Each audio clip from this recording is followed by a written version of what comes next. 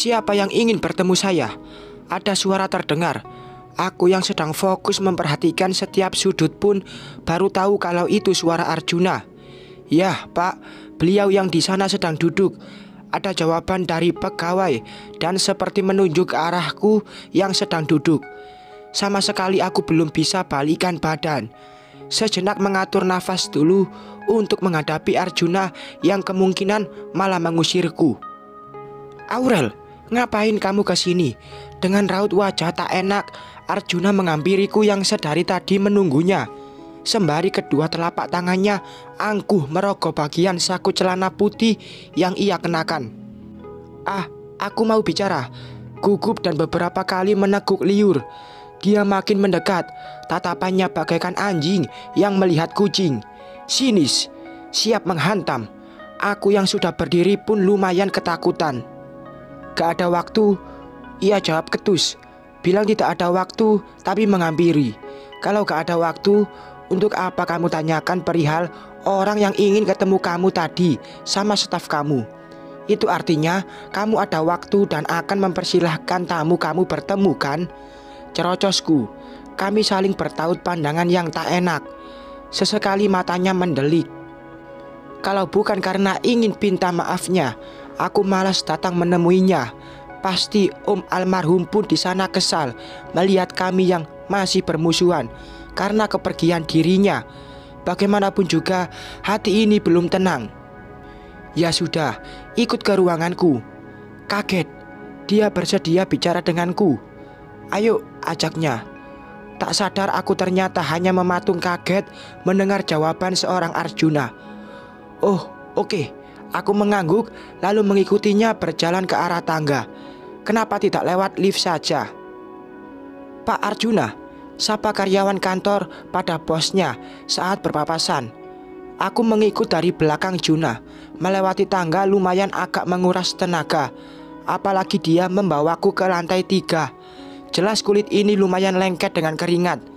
"Santai, Aurel, sabar juga. Ini demi ketenangan jiwa kamu, supaya kamu tak selalu dihantui rasa bersalah." "Ayo, masuk," pintanya. Dia mengajakku masuk ke sebuah ruangan yang di pintunya terdapat tulisan jabatan Arjuna sebagai pemilik perusahaan. Tak banyak berpikir, aku pun masuk saja. Ruangannya lumayan besar dan kekinian sekali. Banyak aksesoris dan miniatur pula yang diletakkan pada tempat yang pas. Bluk! Amat kaget. Arjuna menutup pintu ruangannya dengan keras dan cepat. Cekrek! Pun dia mengunci ruangan. Dak dikduk jantung ini tak karuan. Takut, tak mengerti dan gelisah. Lidah ini tak mampu menghasilkan liur. Namun beberapa kali meskipun kering tetap ku teguk. "Kok dikunci segala? Kak, kenapa? Bukannya mau bicara?" Dia menyela perkataanku yang gagap karena takut. Aku mulai was-was. Arjuna dengan tatapan sinisnya mendekatiku. Sontak raut wajah ini hanya meringis ketakutan dan panik. Apa dia ingin mencekik leher ini? "Oh tidak, aku gak enak kalau dikunci. Dibuka saja kenapa?" Ujarku mencoba tenang dan bertengada. Namun dia hanya cuek dan terus mendekat. Makin dekat. Dan itu makin membuatku ketakutan. "Arjuna!" Ringisku ketakutan. Keringat dingin mulai muncul. Detak jantung tak karuan. Hidung ini pun mulai mengembang dan mengempis. "Bukannya kita perlu bicara?" "Ayo bicaralah," pintanya. Wajah kami amat dekat. Bila diukur mungkin hanya 1 jengkal telapak tanganku. "Ini apa-apaan?" Iya, tapi kok deket-deket gini? Kamu mau ngapain?" "Terus kenapa juga tuh pintu dikunci?" Ujarku sambil memejamkan mata karena ogah melihat wajahnya yang makin kesini makin mendekat dan menyemai senyuman tipis.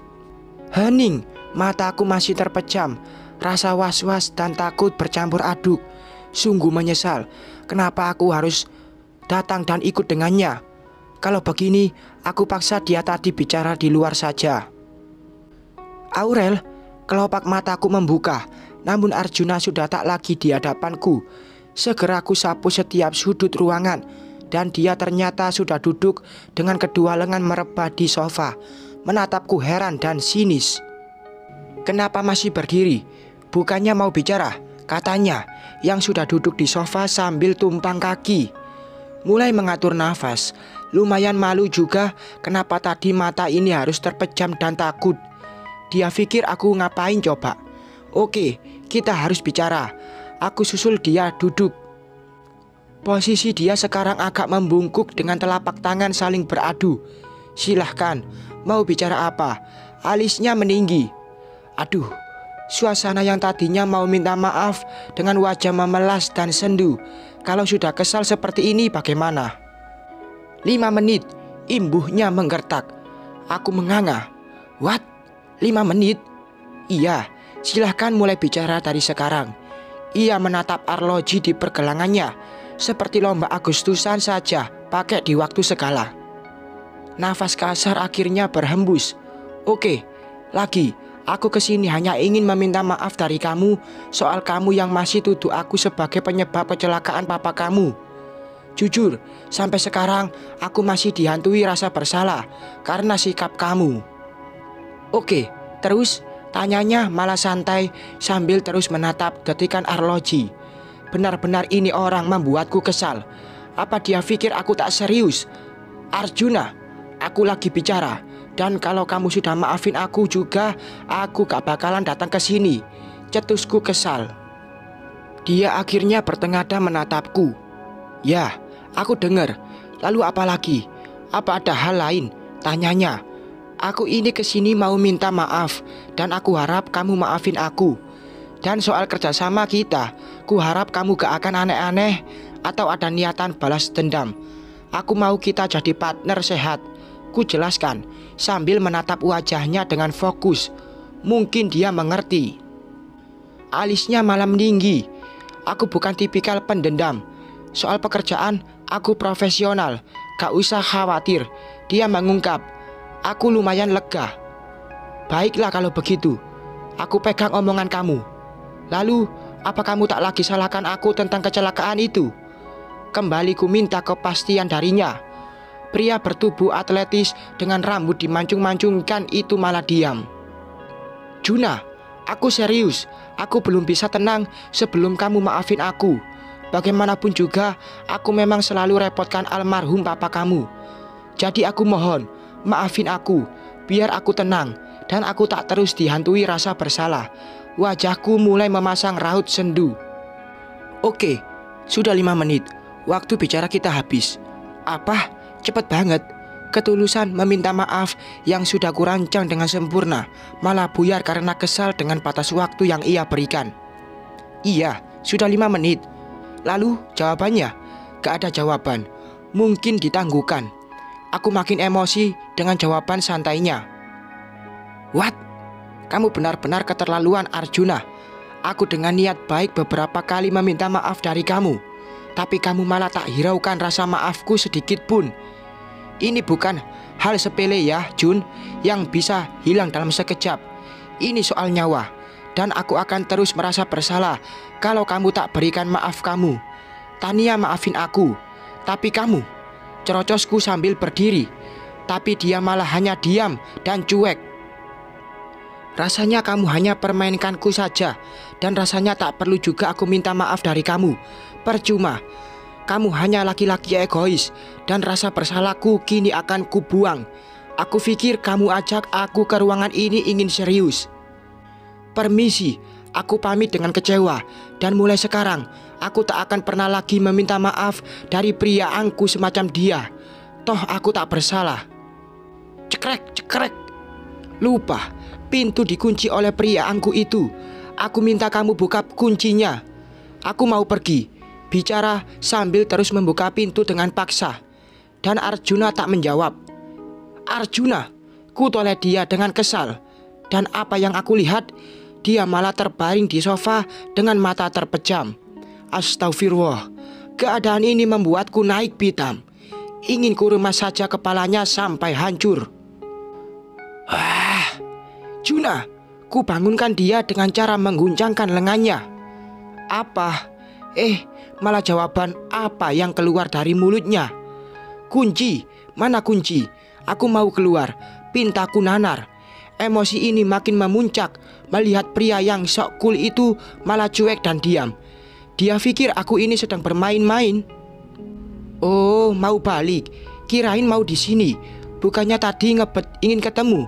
Jawabnya sambil membuka mata. Lalu ia perlihatkan pandangan sadis, seperti tatapan pria yang ingin menggoda wanitanya.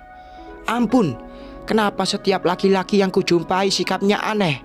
Gak si Ferry, ini si Arjuna. Kurai kunci yang ternyata ada di meja. Hentakan suara saat meraih kunci. Namun lengan ini dijewangnya dengan cepat. Aduh, tubuhku tergelincir menimpa tubuhnya. Kami saling bertatap kaget. Ih, cari-cari kesempatan. Aku bangkit dengan segera dan meraih kunci. Jangan-jangan laki-laki ini agak stres. Lagi kesabaran ini pun diuji kembali di depan pria semacam mereka. Aku berjalan cepat berusaha membuka kunci. Akhirnya terbuka juga. Pas kutoleh Arjuna, dia malah terkekeh masih dalam posisi tertidur. Dasar gak waras, umpatku sambil meraih gagang pintu dan membukanya. Siapa yang gak waras? Aku udah maafin kamu kok, Rel. Tania yang minta juga.